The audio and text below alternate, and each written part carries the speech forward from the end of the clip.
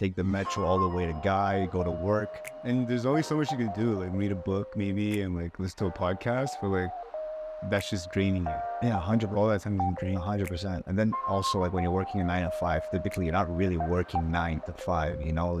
There's some times where you're just like zoning or trying to figure things out or just thinking in your head, looking at the screen. Yeah. At home, I feel like you get your shit done. You have more time because you're not commuting and you're like free to actually relax and think a little bit because you don't feel like pressured to work because everybody's watching you. Yeah. You know what I mean? Like that stupid pressure, like, oh shit, my manager's coming, I gotta, I'm working, you know? Or when you're walking around the office, you're still walking fast. Yeah. He's like, shit, I was just going to my office, you know, I was doing like that. I have shit. So like right there is off the bat, just commute and that is like 3, 4, 5 hours. And you're also not as drained.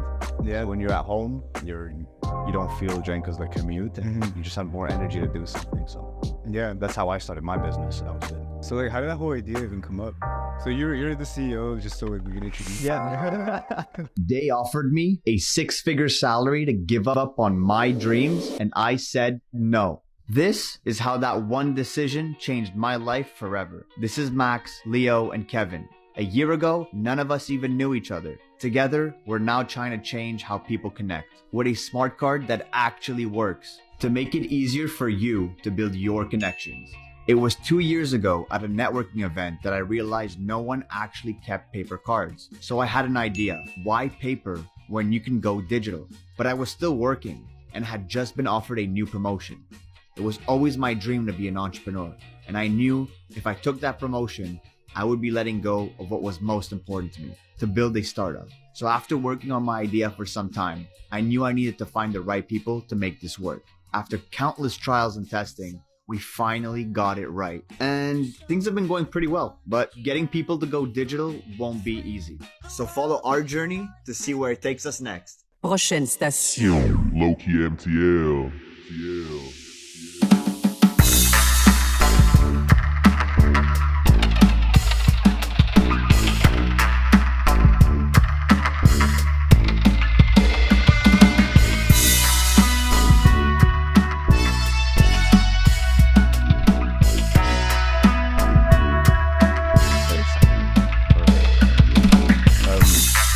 Yeah, you're the CEO of a company called Wave. Yeah.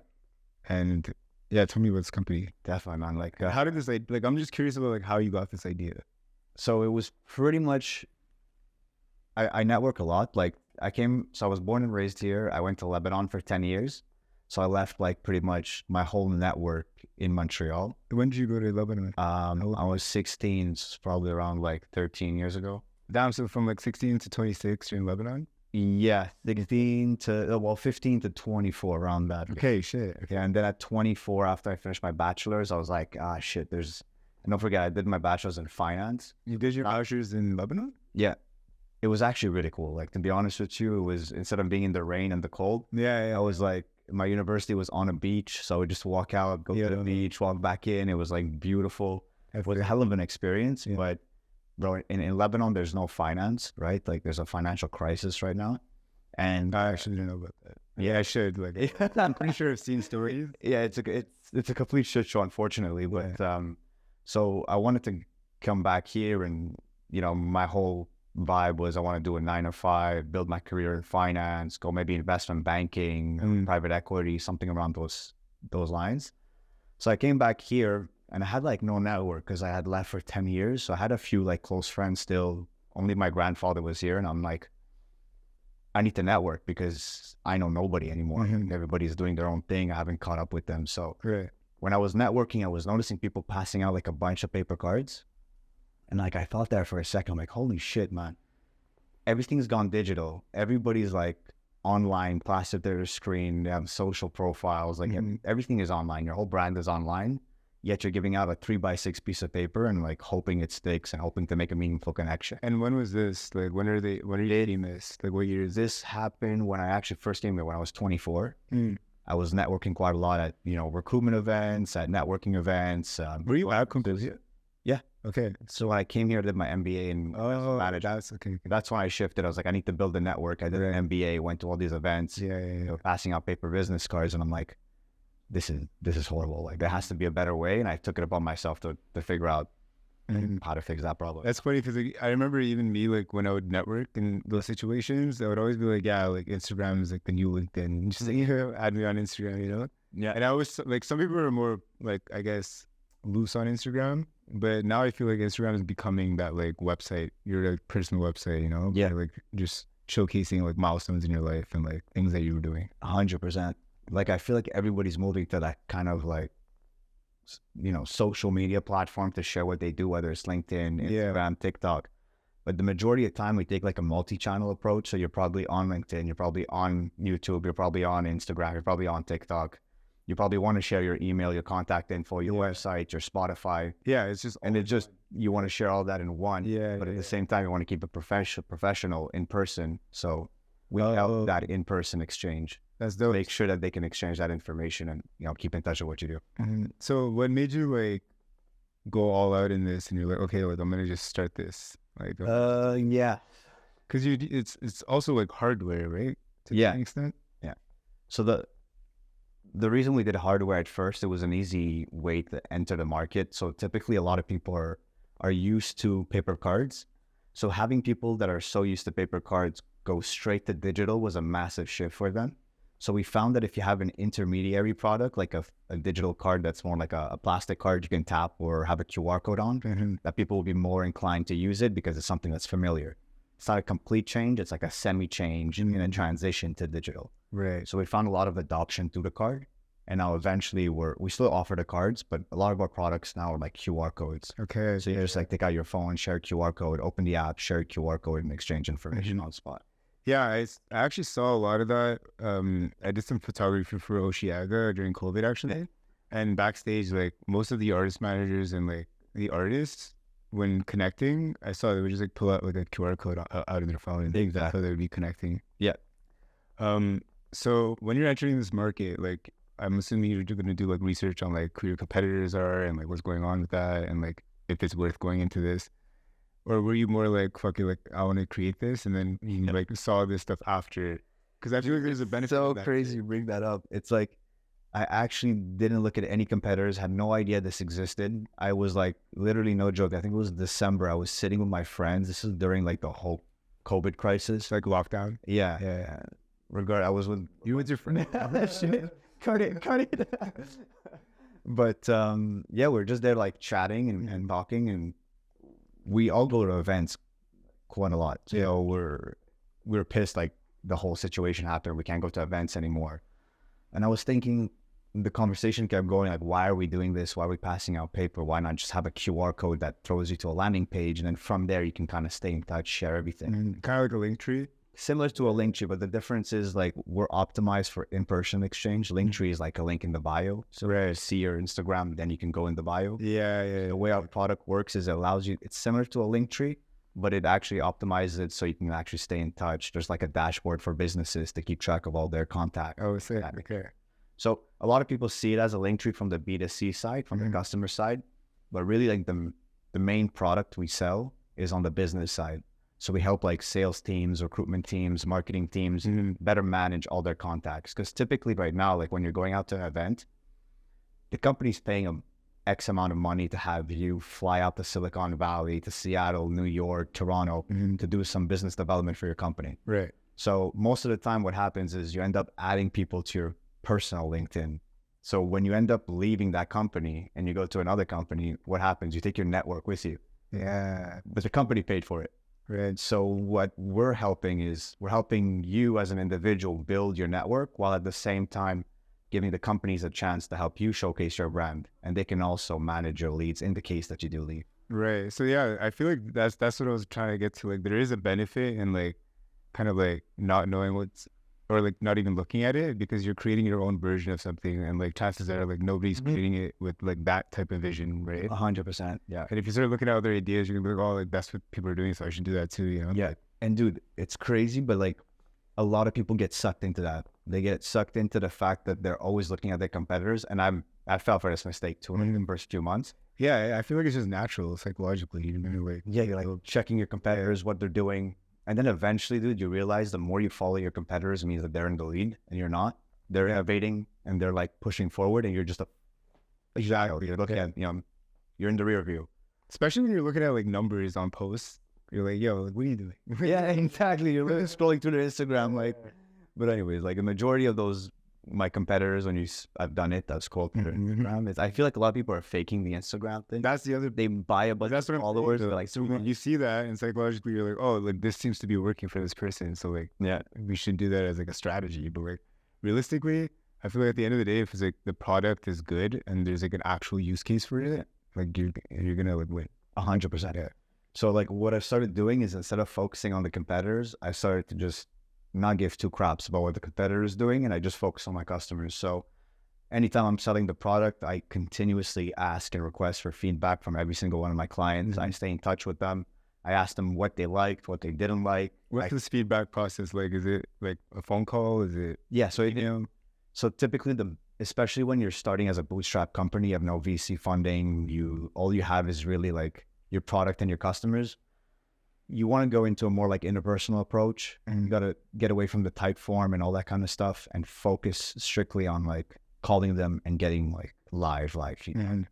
Yeah, I feel like that's good too, because like you can build like trust that way too. 100%. Yeah, you can build trust with them, and at the same time, you're also like really understanding their core problem, because a lot of the times your product, you have the assumption that your product is going to fit in a certain vertical. And then eventually after you talk to your customers, you're like, holy shit, I did not see that my product fits here. Like I never knew I was going to pivot to like recruiting to help recruiters better. Yeah. When you said that, I was like, oh, what the fuck? Yeah. It made actually like companies having like company wave cards. Yeah. Like branded company wave cards. And like, that's what's passed down. And like, you like keep track of all that data. Yeah. So that's what we were doing at the start, and we're still doing that. Like we're helping them like, better manage their leads. Yeah. But like after talking to customers, we noticed that there's a lot of recruiters, and all these recruiters were saying like, oh my God, it's amazing to connect with students because we already have their whole profile there. We don't have to request more information. There's nothing like that in the market. So it like clicked in my head, like, why am I following my competitors going into like doing the same thing they're doing when there's a very apparent problem that's coming, that's in front of me that I can just capture. And just by talking to your customers, you can find that out. Right. You just pivot and start building stuff that are more geared towards solving a real issue. Yeah. Because when you're like literally talking to the person using your product, you're going to get the most insight. 100%. Yeah. Even for yourself, man, like you do podcasts, right? So like what you should do now is like, whenever we're finished with this podcast, you come to me and just be like, hey, George, how do you think I could have done better? And that's the same thing I do with my customers. No, fuck you. I'm the best. No, I do. I 100% agree. Like, I never thought of actually doing that. Because you get that really like feedback that you don't see. Yeah, because right now my feedback is like me during my editing process. I have to like listen to myself talk, which fucking sucks. And then when you're chopping it up. Yeah, when I'm chopping it up. And then sometimes I'm like over chopping it up because I'm like stuttering or something. But I feel like that's me versus me. While like, just actually like just like ask you, for example, like, oh, like how's strategy go? Is that like Yeah, we're always like super critical about ourselves. Like all the time. You're probably like going through it. I'm like, oh shit, what was I saying here? And it's the same thing with me. Like we go back and I look at the copy and like, what the hell was I thinking when I sent that email? Yeah, what the hell was I thinking when I built that, feature? But that was one of the reasons why I actually started the podcast too, is because I just wanted to like be able to see how I sound. Because like obviously you're networking, you're talking to a bunch of people, but like I've never been able to like see myself talk or like hear myself talk from like another perspective. Yeah. And like I feel like that just helped me like, I don't know, I guess like develop confidence and like conversation and like networking and like relationship building, You know what's cool about podcasts? You brought it up too. Like when you have a chance to like have a proper sit down and discourse with someone, you learn so much about yourself from just the talking, and yourself too, because you go back on your PC and you end up like everything. So you hear yourself again and again and again. So it's pretty good. Yeah, exactly. That was like one of the things that I didn't realize that would be like a side effect of it. And then I was like, oh, this is like cool. Like I get to like study myself in a way. But okay, so tell me about the name. Like, how did you come up with Wave? Okay, so what do you think Wave is? It's like you're trying to start a wave, I guess. Yeah, like a new wave. Yeah, but what is that wave? Do you think it's like a physical wave, like a wave from the ocean, or is it like? Well, it's derived off that, but it's more of like a trend, I guess. Or not even a trend, because trends are temporary. I'd say like the new wave. Yeah, so like a lot of people think it's like a wave, but it's just like a wave, like your network. Oh, you know? yeah, that's amazing. And now it makes so much more sense because it's like for networking, you're connecting, you're waving. So you say you wave and then you connect. Yeah, that's amazing. How did you come up with that? Was that the first version? That was the first thing I like thought of it. And that was the time I was sitting with my friends. Yeah. I was like, wave. And it just stuck. And I'm like, And were you like, oh, that good? I mean, anything else called wave? Or were you just like, not even that? I didn't even care. Oh my God. I said, let's go with wave. And then after I figured out the problems of not thinking twice with a name, because wave is a very generic name. Mm-hmm. So there's a lot of trademarks out there already for wave. So it gets tough. And like SEO stuff. Yeah. SEO as well. It gets complicated because, you know, there's another company that's wave. There's many companies that are wave. Actually. Yeah. So I think a benefit you if like you kind of in a similar like, but it's rare that happens. It's just a catchy name. For me, it felt like wave was the one. And then every time I would try different iterations of a name, it just never works. Like I tried, bro, this is a bit cringe, but after while I was looking at like the options, there was you and me, like you and I, you and me. Okay. So like you and me were connected. Yeah. But then I felt it was like, felt like a Tinder, you and me, like it is. You know, and it kind of sounds like a company owned by somebody like outside of here. You know? Yeah, that's right. Like a TikTok. Exactly. But like the names are the hardest. Yeah, and You get attached. I like that. Yeah. But I like that you put a lot of thought into it, though. Like even if it was your first version, like wave is actually like when I was looking at your branding and stuff, I was like, oh, this is sick. Like, but I didn't even think about the waving part. And I was like, yo, this is fucking amazing. It's showing the wave, yeah. But and you always like I'm always curious to know about like the creator's mind. Like, did you always see it the way it looks, like black and white, and like that kind of vision, or was that like a company that like created like logos and stuff for you?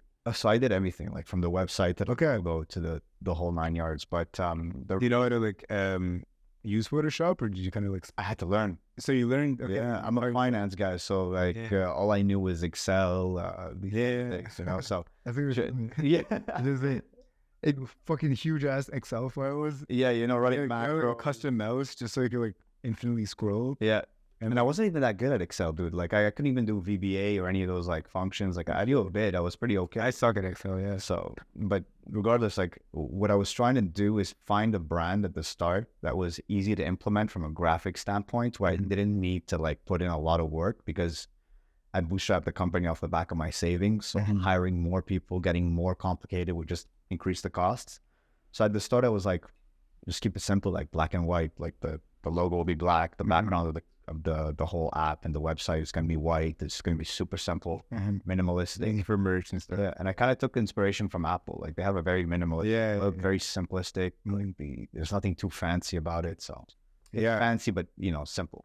Yeah, like Apple is known for their back engineering of like, it's like a feeling. Like when you see an Apple logo or Apple branding, you like feel a certain way, and you feel like it's like you just understand this thing. It's like a weird like it's like you're understanding what this sign and this like imagery means versus like like the name. Yeah, and, like you're associating yourself to something, and I'm in Sinek.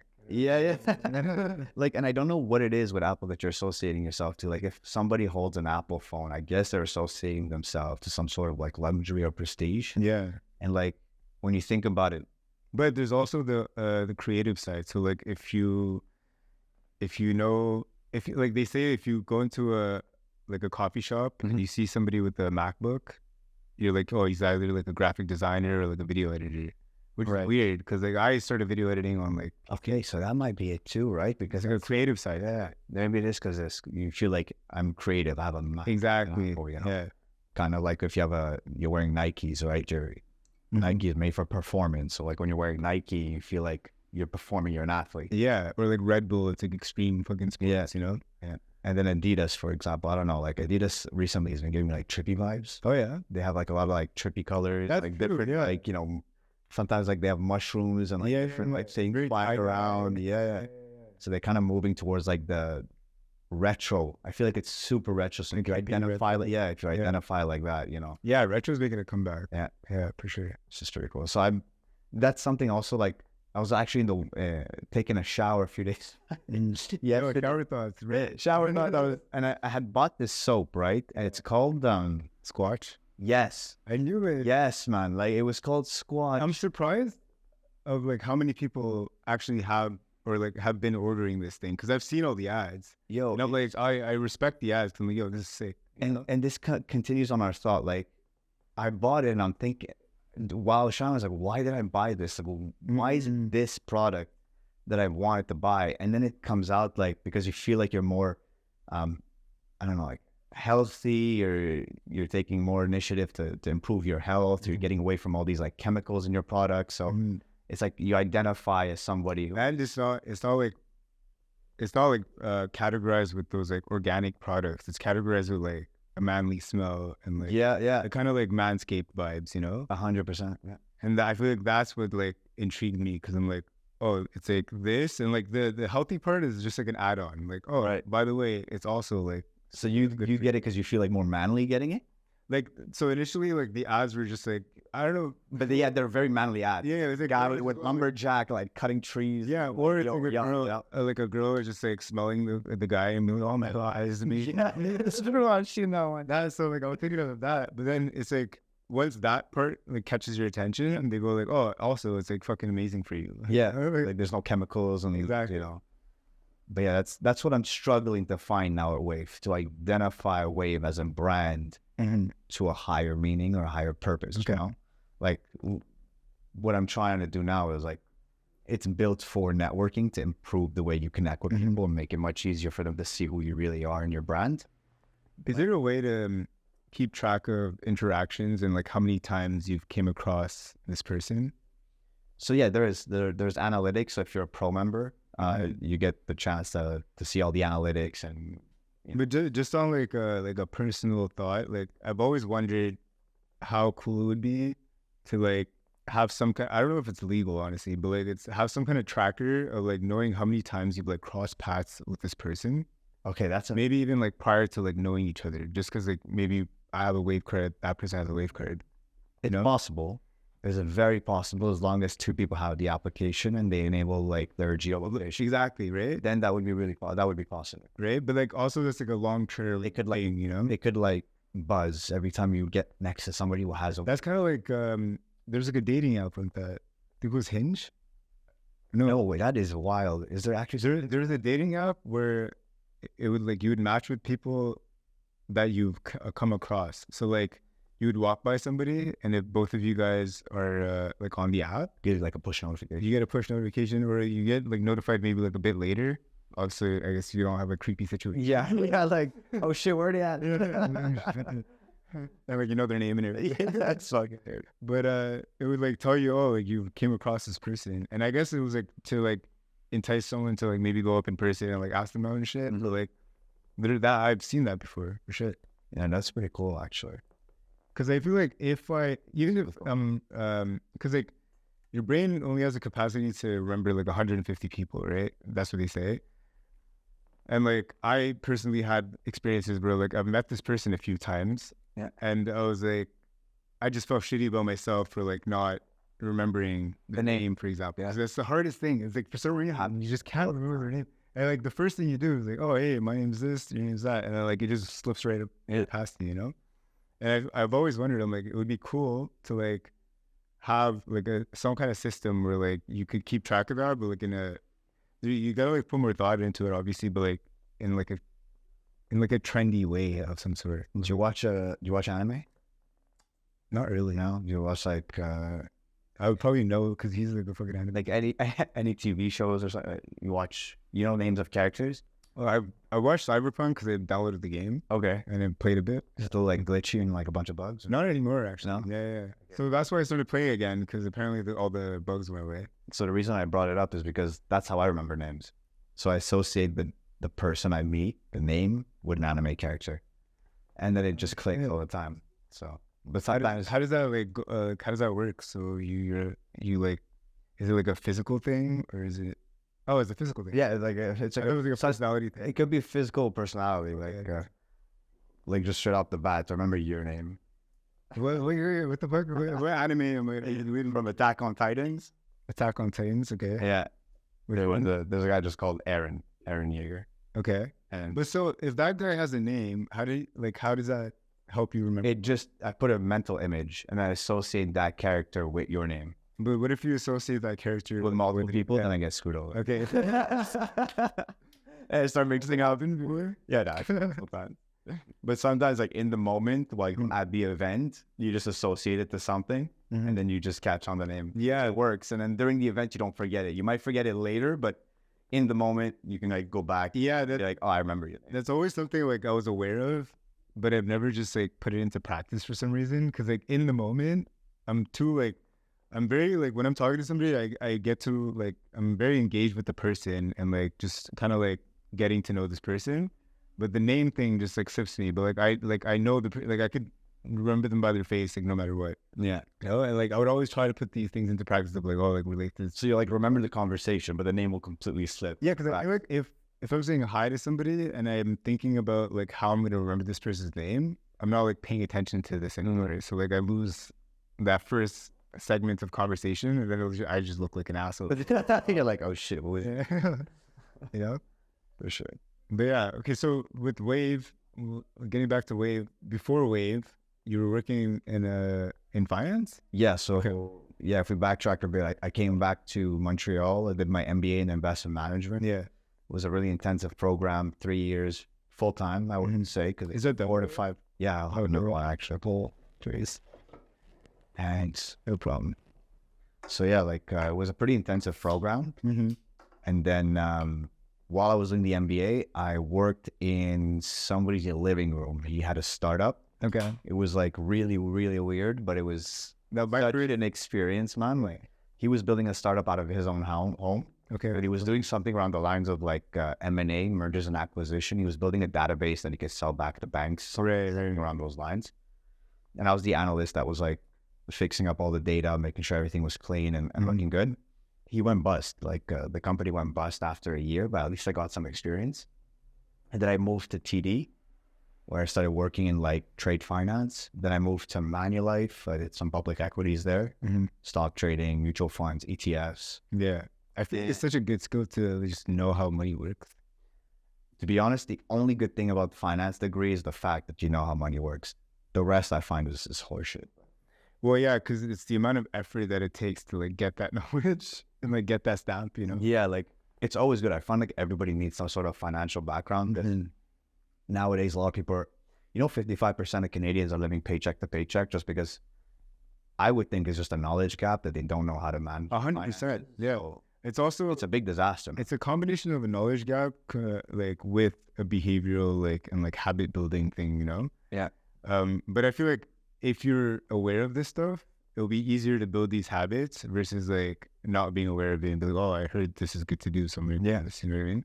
100%. But yeah, definitely like a knowledge gap. I remember when I took intro to finance at GMSD, I'm like, why isn't this taught Everywhere. Asia? You know, like this should just taught like earlier on. I think that's the biggest problem is You like know? people are just lack the education or the knowledge Yeah. and know how to manage their finances, and it's like utmost importance. Yeah, and even like for example, living in Quebec or growing up in Quebec, you can't really Google and like YouTube some finance guy who's going to explain to you like Quebec specific like rules, you know? That's true. And I feel like things vary like that. But I feel like the other side of it is like learning this, like learning finance. You're learning like the global way it works, like how it works everywhere else. Yeah. How it works here, you know? So like then you get the bigger picture. Yeah, for sure. And I always think personal finance is much more important than understanding how a company works until you own a business. And just understanding how to like, because the only way to break free and do your own thing is if you have some sort of safety net, right? Yeah. If you're living paycheck to paycheck, good luck trying to do your own thing. You have no money to do so. So Yeah.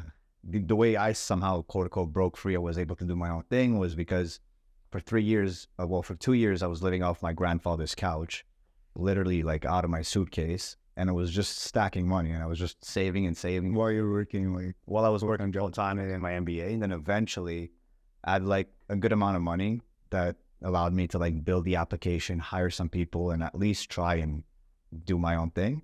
But if I was living paycheck to paycheck, didn't save a dime, I'd still be working 9 to 5, 100%. you say your grandfather? Yeah. So your parents are still in Lebanon? Yeah. Okay. Because, well, me personally, when I first got into like the corporate world and started like actually making money, that's also the same time I decided to move out because like there's like a benefit for me to like leave the house and like be independent and like have those stressors. But obviously I would have loved to like stay home and like stay the time. Like I would have saved so much money by doing that, you know? But it's like natural. I feel like especially with like parents with like an old school mentality, or like I'm first generation, so my parents like it's like doctor, lawyer, blah blah blah. You know, like I remember doing this in the basement, like the podcast, and they're so confused. They're like, "Oh, what are you doing?" You're just like talking to people, and then they're just like, "Oh yeah, okay." So like, how do you make money off of this? And I'm like, I don't know. Like I'll figure it out. I'm having fun right now. I'm just like, yeah, I don't care about that. I'm like trying to build a brand because like to me, there's value in learning how to build a brand and like doing all those things. So, but basically, what I'm getting to is like, to me, there's value in like leaving the house, right? And I've also like one of my coworkers at Lightspeed, he like created this like real estate empire, and he even said like for him to like really like get onto it, it was like for him to leave the house, and he's like once he left the house, he was like more on the grind and shit. Yeah, but obviously it would have been better to just like not pay rent. Yeah, 100%. Like for me, it was by consequence. Like I had just came to Canada. I had absolutely no money, so I couldn't even get rent. So I was forced to stay with my grandfather for 2 years. Then eventually, when I started like building some sort of safety net, I eventually said, okay, it's time to get my own place, and I went and got my own place. But at the start, for like the beginning, I think it was a blessing to be honest with you. Like me being forced to stay there. First, it wasn't really a force. Like I love to say with my grandfather, but I think by consequence, I saved a lot of money just because I wasn't paying 2 G's on rent. Yeah, so rent in Montreal is out of control. Yeah, I got pretty lucky with this place actually. Yeah, there's no. But yeah, like I feel like the dynamics between you and your grandfather versus you and your parents are probably different. Yeah, but like everybody has like different backgrounds, right? Plus, I'm Lebanese, man. I'm from the Middle East, so like community is super tight. So yeah, I'm not even joking. I think like 80% of people who are like the age of 25, 26, 27 in Lebanon still stay at their parents' house. Yeah, and like me moving out, 30 is not. Huge thing. Like in my culture, like you move out once you get married. Where are you from originally? I was born in Sweden, but I'm Sri Lankan. I'm fully Sri Lankan, and I'm Hindu. I would have never said. No, never said really Sri Lankan, bro. I'm Hindu Sri Lankan. Yeah. Oh my. You have any Sri Lankan friends? No. Well, what's up? Like, well, do you know like Sri Lanka? And yeah, of course. Okay. What did you think of it? I don't know. I couldn't put my no, I just couldn't put my finger around it. I don't know. Okay. Yeah, I know. Honestly, I get that a lot. I get like Guyanese, which is like similar looking. Yeah. But I've gotten like Spanish before, which is like fucking random. Like, that could work. Yeah, that could work. Wish I knew Spanish. Yeah. Now with the earring. Oh yeah. It really. Yeah. I don't know. I don't know what earrings talking about. But yeah. So that allows you to build a safety net, and you feel like. Yeah, because you didn't even do like a seed round or anything. You just went straight into it. Yeah, just bootstrapping the whole way. Yeah, just risked it all. Did you get into like a point where so you have a finance background, you're thinking about money and you know about money. So when you're doing this, you must have like a backup plan.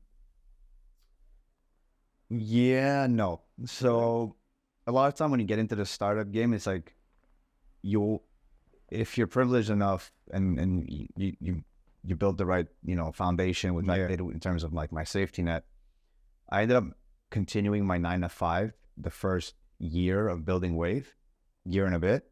So I was still going my 9 to 5, waking up, doing what I had to do, getting paid. And then at 5 o'clock, I would come back home, and then I would just like hustle from 5 to like 2 in the morning. And like, obviously I wasn't, drilling work from 5 to 2. Yeah. I'm not a machine, but you're like thinking after work, I was working on it, a few hours and trying to get it off the ground. And then eventually after a year, when it started like really picking up and, I had like clients calling, I had, a lot of opportunities open, the brand was starting to come out there. So it took about like a year to get to. Yeah. Okay. And then eventually like I felt, okay, now is a good time. We're making revenue. We have customers. Like the opportunity cost of not jumping on Wave was like too high.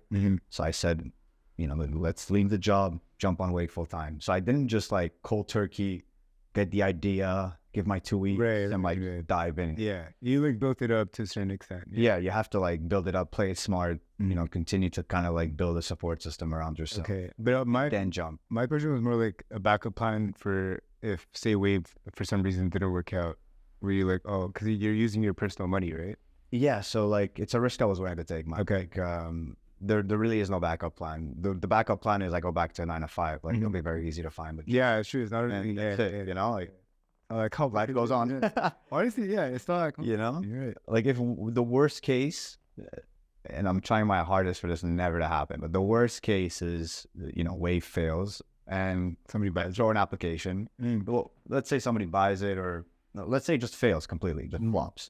Right? The worst case scenario is what? You go back to what you were doing before, working a 9 to 5, and then I would just restart the system, right? I would go ahead, build my safety net again, 2 years, then run it back again and build a startup.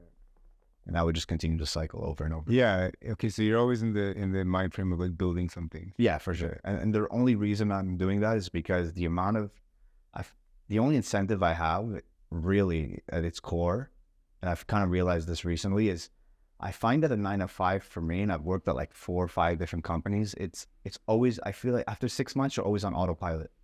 Your like level of learning just caps. I don't know if it's just me or kind of like majority of people, but you cap after 6 months and you feel like you're just going to work on autopilot. Yeah. Doing the same thing over and over again, hoping you get a promotion. Like, yeah, like unless you're weird, dude. the rare type to like you see it this as your like life's like goals and like purpose, and like you want to grow within the company and you're gonna work those extra hours and do a lot of extra things to like get to those leadership positions. I feel like, yeah, there's definitely a plateau of like, okay, this is like my time, 9 to 5.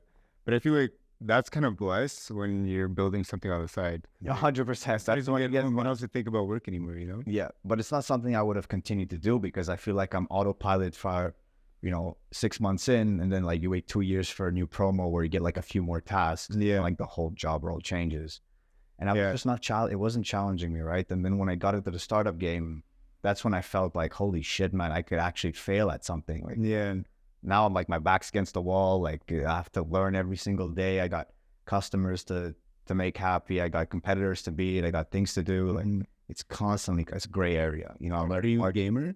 Yeah, hardcore. Yeah. Okay. So you're like, it's like an insane like video game basically. 100%. I don't know if you played like Dark Souls or like Elden Ring or things of that nature. No, but like I've seen it and I've heard about it. It's just like the hardest game ever. You die like 100 times over. Yeah. One boss, and you're like playing for 3-4 hours. That's what it feels like. And then like when you finally figure it out, like it's rewarding. Yeah. I think Elon Musk said it best. He's like starting a company is like eating glass while looking into a dark hole. Yeah. I've never like it's just endless, bro. You're just in pain. Everything is super hard, and you don't know where the light is. You know? Or you're like unaware of like how long this path is going to be. Yeah, like, which is the best because like you build something and then you look back and you're like, oh, if I knew I had to do all this shit to get here, like I would have never done it. But speaking of which, you were like dating a girl and like now you're engaged, right? Yeah. So how was that? Like, how is it managing like a relationship while you're like finishing work and then getting home and then just like working more? Was there like any relationship problems if you're comfortable with that? Yeah, 100%. I'm always comfortable talking about everything. It's tough. Like, it's not easy. Because like obviously before the startup, I had a bit more time to go out and do things. But I'm blessed, man. The girl I'm with right now is like, she's like pro George. Let's go. You got this. Like complete like support system. You know, before getting into this, I told her, I was like, look, things might get bad. You know, I might not be able to cover what I need to cover because, you know, I'm putting everything I have into this, all my savings, all my money, all my investments, all my time. So like, there won't be as many days where we go out. There might be days where you need to cover me on some stuff. Bro, she's a champ. She's a champ. Like, so she covers me the whole way. I think what you need to do if you're in a relationship and you're starting a company is just get communication. Yeah, man. Just like get it out there. Talk to each other, see what would happen in a worst case scenario, you know? Everything's always like, feels like flower land when everything's going well. You know, like everybody's happy, but talk about what's going to happen when shit goes bad. Like what happens if I fail at doing this, right? And I have to go look at a 9 to 5 and I have no savings. I just busted my whole bank on Wave. Yeah. Like, are you ready to cover me? Are you ready to support me when this happens? Yeah. It happens, you know? And she's all with it. So yeah, that's like having just that discourse and like telling her like, I feel like communication is huge. 100%. And like, it takes like 2 specific type of people to be able to communicate like that. I feel like not everybody could communicate like that because like you got to both be at like a certain mind frame For sure, yeah. of like understanding each other, and like once you get to that level and like find that person, I feel like it's And then when you're like having discourse, it's bro, if she's not down, she'll say it, like, you know what, I didn't straight too out, much, and we'll break it up. And but she's a I don't know how to say it, a diamond in a rough. yeah. No, that's sick. That makes me happy. Okay, so with Wave now, what's your like long-term vision? You're like, you said you're trying to break into this like market of like, or like you're trying to like kind of like niche out into like something and like understand what Wave could be. And like, where do you like I'm assuming you might have like a certain like a few paths that are there. Yeah, like, but that's the thing about startup, and it's still early days, because I felt like I pivoted so many times. And I feel like this continues to happen in startups. Like, you build a company on the assumption that you're going to solve X problem. Yeah. You get into the market trying to solve X problem, and then your customers tell you, no, my problem is Y. This is, yeah. And you're like, oh shit, so I've been trying to build a solution that's fixing nothing. And then eventually you get that feedback, and you go ahead and you build something completely different, and you continue to iterate on your product, and then eventually it becomes something that, like a Frankenstein in a way. Like, you thought it was going to be this product, but it turns out it's something completely different. Yeah. It solves another bigger problem. That's why it's super important to just like start and like not overthink and like over research and like try to do that like perfect thing. Cause like a lot of people could be like, oh, but like all of these people have tried this and like we could learn from their mistakes. But I feel like there's something in just like going for it, and like you said, you just like learn so much. And that on its own. Yeah. I think that is like key right here. And a lot of people miss that you just covered in like one sentence. Get started, because my won't. podcast was like that too. Like I built the setup, like my podcast. Yeah. I was literally like slowly building the set and like just like walking by it every day. Like, oh, I gotta like film something soon. You got to do it. And then like at one point I was just like, fuck this. Like I'm gonna just like mount this sign on the wall and then get it. I'm like, fuck it. I'm just gonna do it. And like, it wasn't like, you could see the progression of like how like the visuals of my podcast look over time. Yeah. And like since then I'm always like, like you can't think too much about shit. You just gotta like start it. Like, you got it like bang on. It's get started and stop thinking too much. But keep thinking, and nothing. It's gonna fit into its own thing. You're never gonna get it right the first time, no matter how hard you plan. And this is how like startups work. And I think what you're doing is a startup, dude. Like, it's your own company, it's your own baby, it's your own thing, your own podcast. Like, it's like in my mind, you're an entrepreneur. Like, I appreciate doing your own thing. Yeah. So maybe this will become the next Barstool. Yeah, let's do it, man. But for real, dude, like, the reason we're here today is because you actually just said, fuck it, let's go and get started. Like, too many people think of, how do I do this? How do I do that? Should I get started? How can I get started? They start planning from here to there. And dude, I had a massive plan, a huge game plan. The second I got into the startup game, took it, burnt it, threw it. Like, on day one, you're just like solving the problems that are in front of you, not like the ones that are imaginary. And you'll find so many problems. And I think the key to being successful in a startup is letting a bunch of fires burn and just making sure that you take out the ones that are like roadblocks to getting to, the end goal. So like strategic thinking.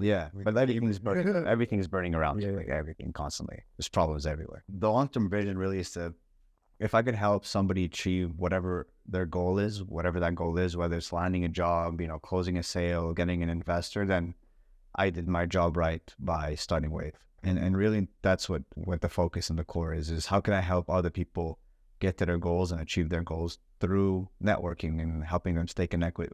Okay, straight. I think a solid purpose behind it. Yeah. So that's kind of the purpose. So that's kind of the vision of what Wave is going to be, and the features that we're adding are features that are geared towards keeping up to date with the person's contact info, what they're doing, keep you staying connected, follow-ups, things of that nature. So when you're designing like UI for this, are you like, how are you like optimizing that? Like, what are you doing to like make it the best experience possible, for example? That's a nice question. UI, UX. I'm definitely like curious. Are you like thinking that way, or because it's a pretty straightforward like use case, right? It's like you're connecting and then you have a bunch of links to like all your like social media stuff, or like LinkedIn, website, whatever. But like UI wise, because I'm thinking like of what I know is like beacons or like Linktree, for example. You have options to like customize that like landing page, right?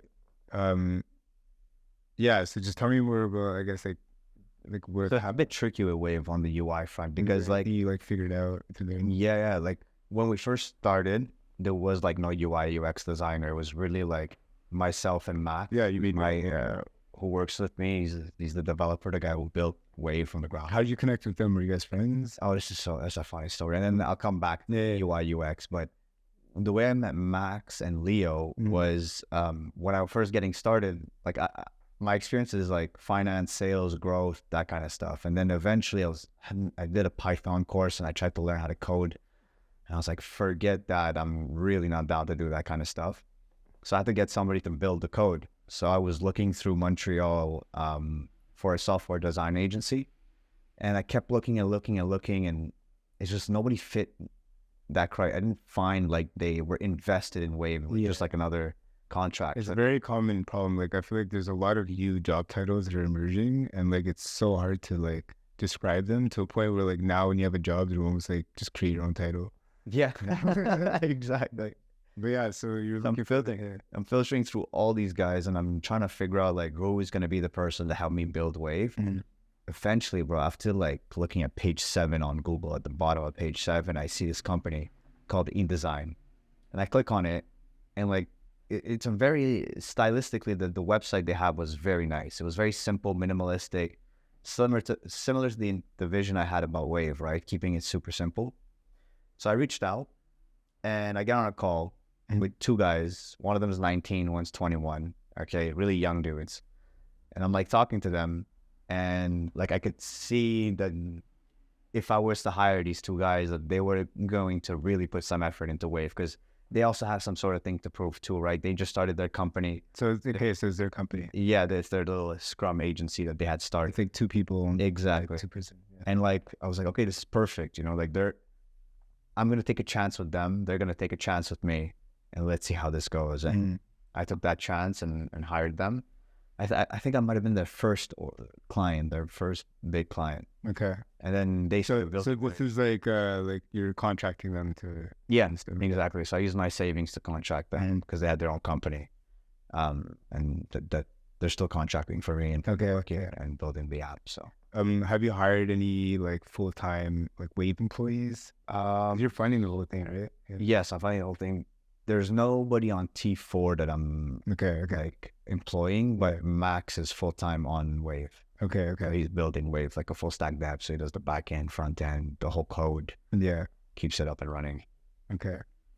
And then we onboarded a UI UX designer because at the beginning it was Max doing it and Leo, and it was like all over the place. Like we were just slapping features, had no idea how the design looked. Yeah. Then eventually when we were going to events and speaking again with customers, we found like the UI has to be so, how do I say this? Like you're in an event setting, right? So you have like a bunch of people and you're all talking, and then you're tapping a card or exchanging a QR code, and you have to direct people to the correct information to connect on the spot while in a conversation, while in the moment. And I'll leave it for later. Exactly. Like Linktree and like Beacon, those kinds of apps, like you're sitting down on your couch, like looking at it. So yeah, you're more like, you can go through it. You know, but if you're you're talking about like the sign up process or like the networking part. So when you tap your card, your page shows up. So that page needs to be geared for an event setting because that's typically where people are using Wave. Yeah. So we have to make the page in a way direct you to click on exchange contact because that's the main button we want people to go to. That's phone number. Yeah, like you can change your phone number and your contact detail. And then so direct contact is not just one thing; it's like multiple things. Exactly, yeah. You can like save it as a VCF, so it goes directly onto your phone. Right, yeah. Like a button goes on your phone, and then you can always refer to that page later, similar to a Linktree, so you can kind of view it on your own time. Okay. But the thing is, we have to be really careful with the UI UX because we want people to click a specific button just to get that exchange and eventually, like, you know, continue conversating. So, what are the options, like, when you tap that card, like, because you say you have to click a specific button? Yeah, so there's 2 options. Like if it's a Wave to Wave user, you just click on connect and then it gets you to connected. Right. So you'll have like a social media template. Exactly. But if you don't have Wave, and the thing is, we couldn't just do Wave for Wave people. We have to do Wave for people who don't have Wave. Yeah. So we use a web application. So that way, if you don't have Wave and I'm tapping my card on your phone, you're still going to see the Wave profile because it opens up Safari or Chrome or Mozilla or whatever browser you're using. So when we're exchanging, you as the person who has never experienced Wave need to get to that call to action intuitively without thinking, because you're having a conversation with me. I'm tapping the card. You're seeing a page you've never seen before. And I want you to click exchange contacts so that way we both think. So you're kind of like on like it's kind of like a automatic guest mode. In a sense, Okay, kind of like that. okay. So like, so say I'm connecting for the first time with Wave. Yeah. Then how do I like create my Wave profile? Like, do I get like a push notification after to like finish up my profile? So like you'll buy the card beforehand or like create an account on our Okay, so I separate. Okay, good. Yeah, it's separate. Okay. So you'll create the account and everything. Yeah. And then once your account is set up and you put all your information, Okay, we're still like a minute, honestly. yeah. So you're saying it's like designed for even people who don't have Wave, they could still get your contact information. Exactly. That weird. Yeah. They can still use it. So it's, unless you have like a flip phone, like a Motorola, Yeah. can't really do much. But Right. Okay. So for marketing wise, like the new way of marketing now, like documenting like your startup and like creating content, and like as a CEO, it's very valuable to be like the face of your brand, because it's like Nike, you're not thinking about a face, right? And it's like an old school brand. Nowadays, you're invested in a brand for like the person behind the brand or the people behind the brand, right? And I noticed like you have a TikTok and you created this like one video, which is super cool. Yeah. I like the way you did that. Do you have plans of like documenting and like creating like a YouTube channel out of this? Yeah, 100%. So to your point again, you bring up like a bunch of great points. And like we're doing a more paid ad focused marketing strategy at first. But then Makes sense, yeah. You know, like, but it's a big problem because a lot of startups fall into that trap. You're not supposed to be doing that at the start because you don't know what your value is. You don't know what your target market is. Yeah. There's a lot of unknowns, you know, so you can be like laser focused and make sure you convert those individuals at different touch points across like the website, retargeting, etc. Yeah. So you make a lot of mistakes and you burn a lot of cash, and that's typically how startups end up failing. Because it's also so easy to just like boost a post. Yeah, it's like it's much easier to like just create a paid display, you know, slap it on LinkedIn or whatever it is, but that's like on a road to failure because again, it's so many like a very audience. Exactly. So we found that like community building and staying in touch with our customers and the people who follow us through organic social was so much better than paid social. We're actually getting more engagement by having those videos that you saw. So we have like 4 or 5 right now on Instagram, and we just started TikTok. So we're reposting them on TikTok because like the algorithm is just like on steroids there. But on Instagram, you're seeing like good organic growth. Yeah, we're seeing like we're getting views, but it's more about people engaging with the brand, commenting, sharing with others, and it's building some sort of community. It's like the word of mouth of today. Yeah. And those I feel are so much better than just paying for friends, which is what ads is. Yeah, and the other problem is too, like when you say you have a personal Instagram and you're promoting it, a part of that like a demographic is going to be your friends just trying to support you, and that can kind of fuck up like your demographic because you're trying to find this like niche demographic of like people that need. But actually, with you, it's networking. I feel like a lot of people are in that space, right? Yeah, exactly. Because I'm just relating to like my experience. That was like one of the problems I would see is like in the beginning stages, it's almost like smarter to like not tell anybody about it and just like grow it organically on like YouTube, TikTok, whatever. And then eventually when you have that like base audience and like you have like a good sample of like people that are like willing to buy this product or use this product, then you could like slowly like share it and like give it that boost of like your personal network, you know? Yeah, there's a few different strategies we've seen some people do when starting a company. A lot of them go into stealth mode, like on their LinkedIn they put like stealth company or something of those natures where they don't share what they're doing, but they're sharing it. They're starting but they don't tell you. I didn't know about that. It's like a little stealth thing. Like I should put like stealth mode. But I found like just being public about it is the best one.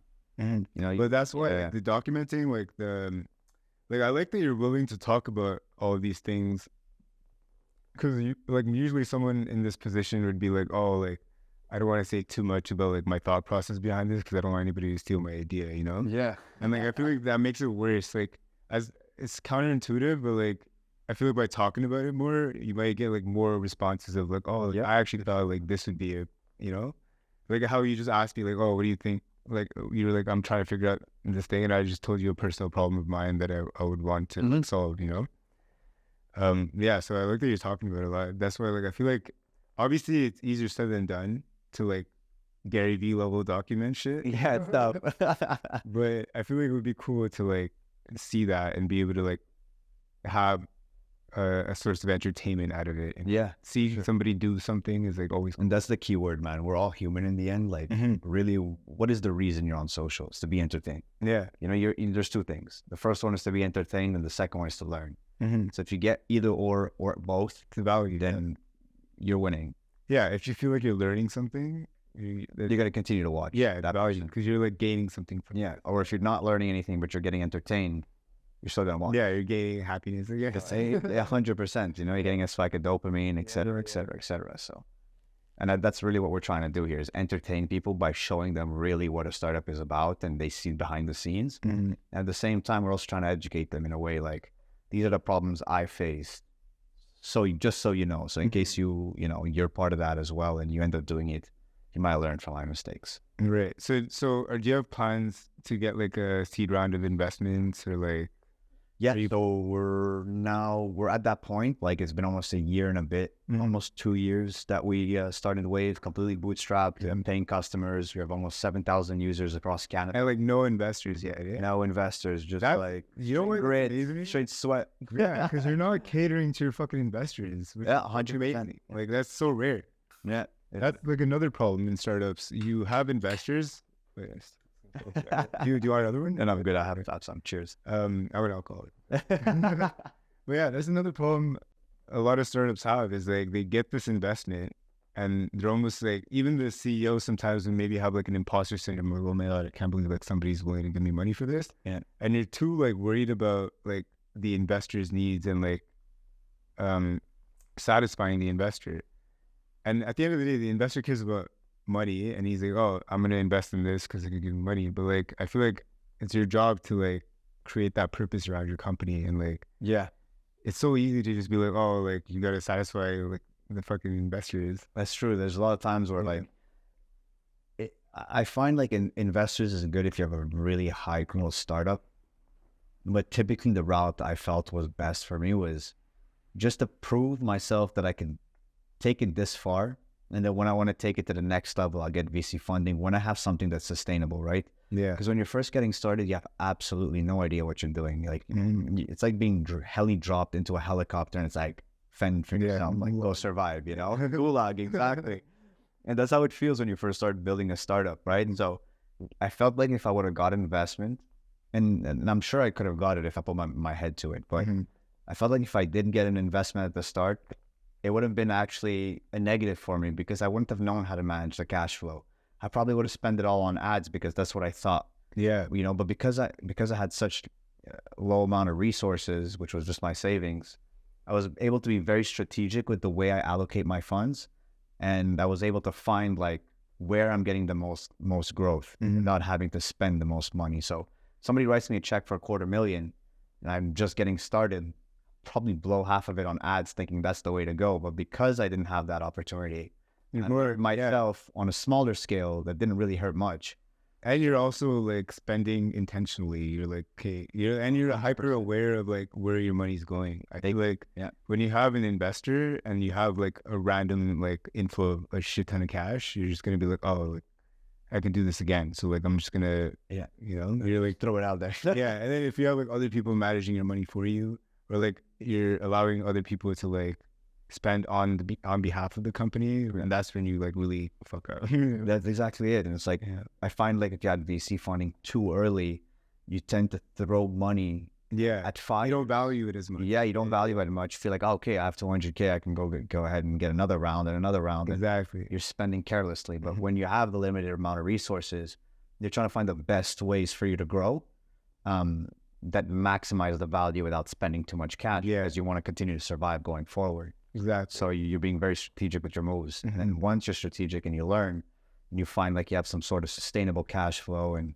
you found a sustainable way to grow, you have your value proposition, kind of find your product market fit, Yeah. and you jump in and you get that VC funding. And I find like I'm at that stage now. Okay. So with Wave, like, what are your streams of income? Like, how is this company Making money. making money? Basically? Yeah. So the first one is how we started. So we have an ecom store, a Shopify store that sells like digital business cards, like the one I showed you. And that was the first stream of revenue. Then we ended up. And are you getting this made here? Or are you getting this made up elsewhere? So we had them made actually, funny enough, in the UK. Okay. Then we would ship them here. Oh, in the UK. Yeah. And then it was super expensive from the UK. So we ended up getting them from the cards from China, but the cards are being printed here in Canada. Okay. So whenever you get them custom branded, we You're getting like materials from China and then. exactly. Yeah. But all the custom stuff are being done here. Okay, cool. Yeah. Well, it's a logistical nightmare. Yeah, I bet. Especially for like a relatively small business, like getting them from there, shipping them, arriving here, then going to get them custom print branded, get them back, shipped into the customer.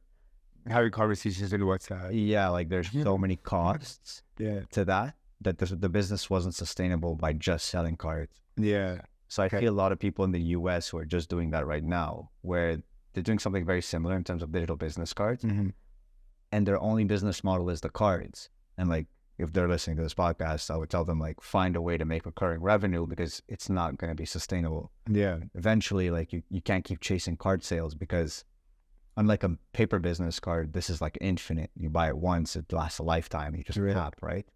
But that's why I feel like there's still like value in having the like being involved in the corporate scene, right? Of like corporate networking, because you could have like a membership plan of some sort where it's like a monthly payment for it. So that's what we introduced. Okay. So we introduced like a pro version, so individuals can get added features like CRM integrations, analytics, content pieces, etc. And still we're like, oh, that's not enough. And like, again, through customer feedback, we found that like the majority of people who are using our cards are businesses or people who are like working. And the majority of the time they're telling us like, is there a way we can manage all the digital business cards of our employees in one single place?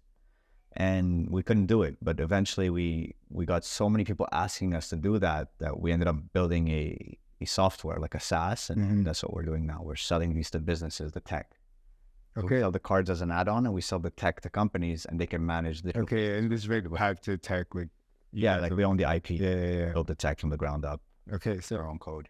Okay, so like even with that, I feel like there's so many like ways the software itself could like expand and become 100% something else. And now it's like when you're in a good place to get VC funding because you have a bigger vision now. You have a product. You have a company that can build sustainable cash flows without having to have like a one-time lifetime value. Yeah. $30, and it makes a lot more sense. Yeah, and then like the physical card doesn't even matter because you're doing it. You can go completely digital now. Virtually, yeah. So that's how we needed a subscription, because imagine going digital without a subscription, people would just not pay. Yeah, exactly.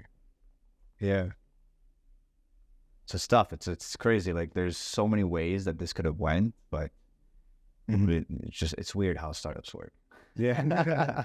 I feel like you're in a war zone trying to figure out how to get out. So. Right. And like if you were to know like all the steps that it would have taken to get to this point, would you have still done it? Would I have changed anything? Like if I were to do it again? Or would I continue the same path I'm going through right now? Would you have changed anything? Probably not. No. I feel like it went the way it went, and I've learned my lessons on the way, and I wouldn't be here if I didn't learn those lessons. So if I were to go back, I probably wouldn't change a thing. Okay. And like, this is more like meta. Yeah. So like years from now with like the increase of like AI and like ChatGPT and all this stuff, like do you envision that with this brand and like this product? I think eventually there's possibilities with it. I'm sure there is so many possibilities. The thing about AI right now, and especially ChatGPT 4, like I think with GPT-3 it was like text input, but now with GPT-4 there's audio, there's image, there's video editing. Yeah. So you can actually throw in an image. You can actually write a text and it'll give you an image, and you can keep adjusting it. You can like throw in a video and you can ask it to like analyze the video, and it'll do that. There's so many applications now, but AI, and it's just so easy to work with GPT-3 because they have open APIs, so you can connect them very easily and end up creating something. And I think that's how Copy.ai and Jasper.ai started. They're like a copywriting company. You ask it to write a blog about a certain topic, and it just like, and that was before GPT was actually out. So yeah. I think they would. And then there's a lot of random like AI companies for like very specific things like that now. Yeah. So I'm sure there's a way to.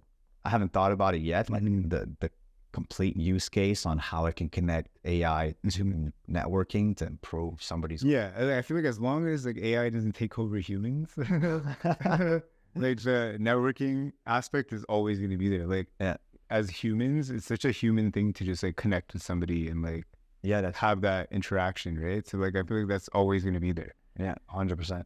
It's just like interesting to see like where it could go from there. You know? Yeah, I'm sure there's a bunch of applications. You just got to put some thought into it, but something I'm still thinking, because there has to be a way to implement AI to help people like better connect. So we're looking into it. And I find like also data wise, just like because data always has value, and I feel like just having very like specific data and like keeping track of all this data could be like useful in a sense where like I said, like when like how many times I've interacted or like came across paths with this person. Imagine like you've met this person before, but like in Europe, or like you haven't really, or you cross paths. You've crossed paths with them in like Europe somewhere at like some bar, and like you meet and you have like a really crazy connection. Like maybe he's your partner in this like startup you're building. Yeah. You know what I mean? Like I feel like there's some like crazy like WeChat does that. I think WeChat. Oh yeah? Yeah, like when I'm not surprised. But I don't think they actually specifically do that. But I heard of a feature where if two WeChat users like shake the phone, they'll connect you guys together on a video call or something of that nature. At the exact same time? Yeah. So you got a bunch of people shaking phones, and then like you're connected with people shaking phones. I feel if like you're down to meet somebody, you just shake and then you meet somebody. Oh yeah, because I feel like the likeliness of that happening in China is like way more, like it's way more likely because there's so many people, and like Yeah, probably. if you're like the chances, like the probability of you like shaking your phone and somebody else shaking their phone and going on a video call. I actually do it by mistake. In work, I'm sure that happens all the time, and they probably just like cancel it. Probably. Yeah. Have you ever like experienced WeChat? No, but I heard it's like the app for everything. It's the universal app for payments, like messaging. Exactly. Apparently, Facebook, like that's what they're striving to become. Like they're trying to become the WeChat of like North America. Yeah, that's right. America. Which makes sense because they have their marketplace now, and they're trying to do like Facebook purchases. And they have WhatsApp for chat, and they have like they own WhatsApp. That could be interesting to see. Mm-hmm. I'm really interested to see like the war on AI, what ends up happening. Yeah, you have Microsoft purchasing like half of OpenAI or something of that nature. Yeah, I was ChatGPT. If you go on Bing search now, it's integrated, right? Yeah, I didn't realize I was like using the laptop over there for the other podcast, and I was searching up things while I was on the podcast, and I was like, these results are so like they're actually like I had a really good solid results from Bing. And I'm like, finally, man. And I didn't realize it was Bing. I actually thought it was on Google, and I was like, oh, Google's search engine is like a lot better now. And then I'm like, oh, what the fuck? I'm on Bing right now. And like, it just summarizes everything for you like properly on the side. And then it also gives you options to like kind of figure out like what you're trying to look for. Oh, damn. It's so crazy. So it's going to be insane to see how like Bing competes with Google, and Google's coming out with their own AI and the name Bard. Yeah. You know what's even crazier than all that? Imagine like you're into gaming. Imagine gaming, right? NPCs.